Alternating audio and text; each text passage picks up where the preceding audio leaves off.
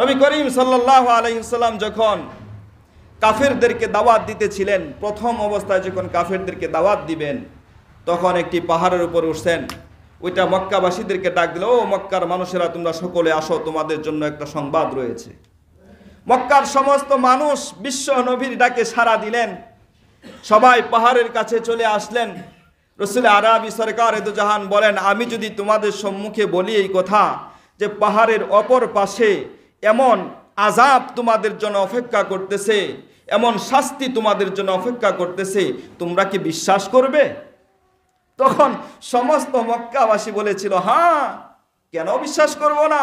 আপনি তো আল আমিন, আপনি তো বিশ্বাসী, কোনোদিন আমানতের খেয়ানত করেন নাই, কোনো মানুষকে কষ্টদায়ক কথা বলেন নাই, সকল শ্রেণীর মানুষদেরকে আপনি মুহাব্বত করেন, ভালোবাসেন, আপনার দ্বারা কোনোদিন গুনাহ সংগঠিত হয় নাই, আপনার কথা বিশ্বাস করব না তো কার কথা বিশ্বাস করব?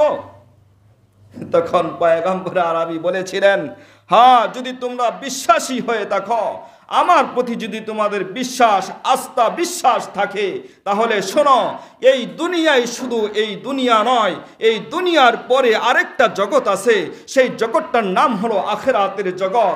তোমরা যদি আমার কথা না মানো, আল্লাহর বিধিবিধান, আল্লাহর বিধিনিষেধগুলো না মেনে চলো, তাহলে এই দুনিয়ার পরে আরেকটা জগৎ আছে, সেই জগৎটা হলো আখিরাতের জগৎ। তোমরা মরবে তো কবরের জগৎ থেকেই তোমাদেরকে জাহান্নামের শাস্তি পাকড়াও করবে।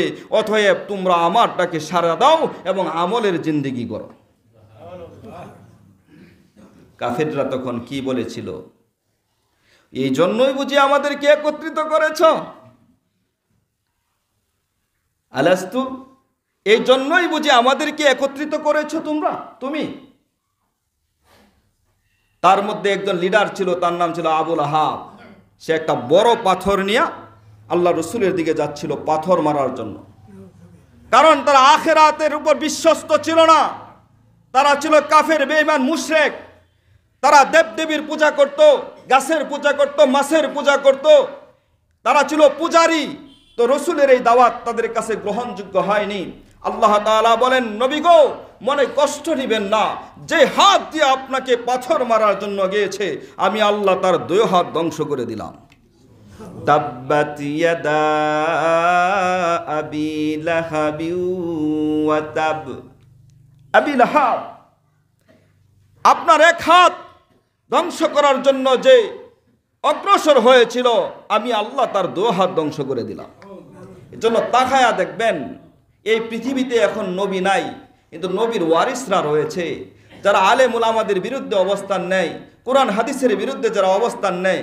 আল্লাহ দুদিন আগে হোক কিংবা পরে হোক, আবু লাহাব, উতবা, সাইবার মতন তাদেরকেও ধ্বংস করে দেয়। যেটা বলেন ঠিক কিনা? এখান থেকে শিক্ষা হলো, পয়গম্বর আরবি আমাদেরকে এই শিক্ষাটাই দিয়েছে না, পৃথিবীর উম্মতেরা শোনো, আমি পয়গম্বর যখন কালিমার দাওয়াত দিয়েছি, তখন সমস্ত মক্কার কাফেররা আমার বিরুদ্ধে অবস্থান নিয়েছি। তবু কি আমি পয়গম্বর 63 বছরের জিন্দেগিতে কালিমার দাওয়াত বন্ধ করি নাই? তোমরাও এখান থেকে শিক্ষা গ্রহণ করো।